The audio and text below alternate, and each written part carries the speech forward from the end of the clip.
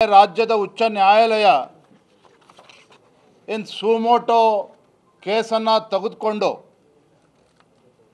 ರಾಜ್ಯ ಸರ್ಕಾರಕ್ಕೆ ಛೀಮಾರಿ ಹಾಕಿದ ನಂತರದಲ್ಲೇ ರಾಜ್ಯ ಸರ್ಕಾರ ಎಚ್ಚೆತ್ತುಕೊಂಡಿರುವಂಥದ್ದು. ತದನಂತರದಲ್ಲಿ ಕಬ್ಬನ್ ಪಾರ್ಕ್ ಪೊಲೀಸ್ ಸ್ಟೇಷನಲ್ಲಿ ಎಫ್ಐಆರ್ ದಾಖಲಾಗಿದೆ. ಎಫ್ಐಆರ್ನಲ್ಲಿ ಪ್ರಮುಖವಾಗಿ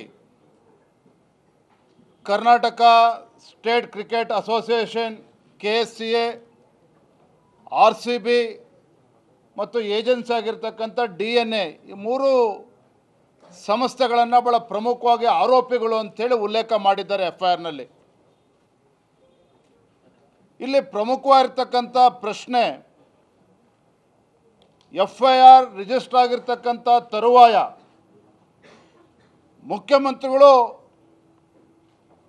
ಜಾಗೃತ. We at East Point Group of Institutions offer a wide range of courses that provide limitless opportunities, building skills over 2 decades.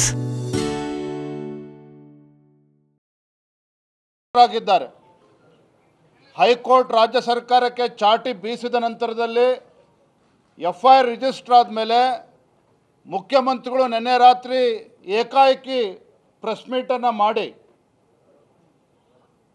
Bangalore police commissioner ಒಳಗೊಂಡಂತೆ 5 ಜನ ಪೊಲೀಸ್ ಹಿರಿಯ ಅಧಿಕಾರಿಗಳನ್ನು ಅಮಾನತು ಮಾಡಿದ್ದಾರೆ.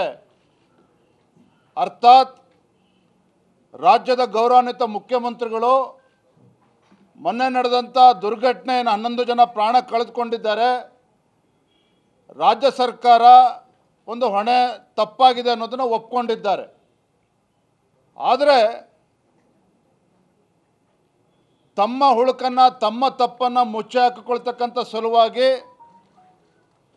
ಪೊಲೀಸರನ್ನು ಹರಕೆಯ ಕುರಿಯಾಗಿ ಇವತ್ತು ರಾಜ್ಯ ಸರ್ಕಾರ ಮಾಡಿಕೊಂಡಿದೆ.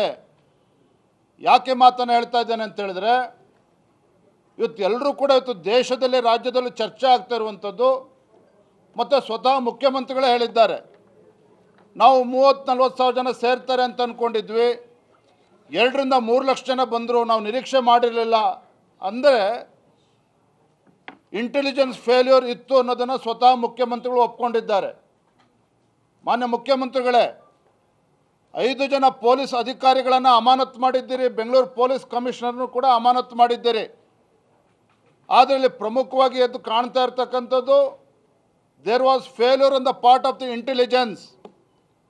ಯಾಕೆ ಇಂಟೆಲಿಜೆನ್ಸ್ ಇರ್ತಕ್ಕಂಥ ಅಧಿಕಾರಿಗಳನ್ನು ನೀವು ಅಮಾನತು ಮಾಡಿಲ್ಲ?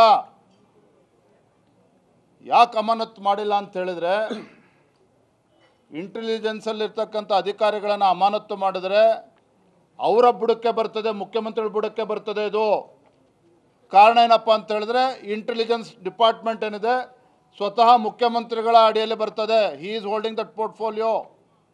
ಹಾಗಾಗಿ ಮುಖ್ಯಮಂತ್ರಿಗಳು ಯಾವುದೋ ಹಿರಿಯ ಪೊಲೀಸ್ ಅಧಿಕಾರಿಗಳನ್ನು ಸ್ಕೇಪ್ ಗೋಟ್ ಮಾಡಿ, ಹರಕೆ ಕುರಿ ಮಾಡಿ, ಇವರು ಅದನ್ನು ತಪ್ಪಿಸ್ಕೊಳ್ತಕ್ಕಂಥ ಒಂದು ಷಡ್ಯಂತ್ರ ಮುಖ್ಯಮಂತ್ರಿಗಳೇ ಮಾಡ್ತಾ ಇದ್ದಾರೆ.